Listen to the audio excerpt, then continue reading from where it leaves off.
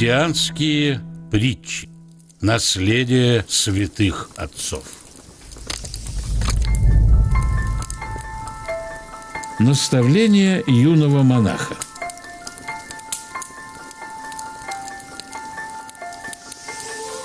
Некогда Авва Моисей пришел на колодец почерпнуть воды и увидел юного монаха Захарию, молящегося при колодце.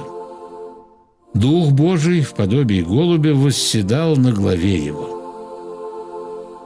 Авва Моисей сказал Захарии: «Дай мне наставление для моего жительства». Захария, услышав это, пал к ногам старца, говоря: «Меня ли вопрошаешь, отец?»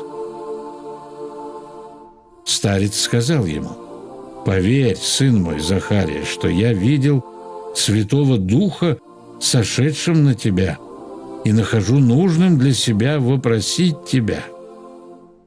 Тогда Захария снял куколь с головы, положил его под ноги и, истоптав, сказал: «Если человек не будет попран таким образом, то он не сможет сделаться монахом».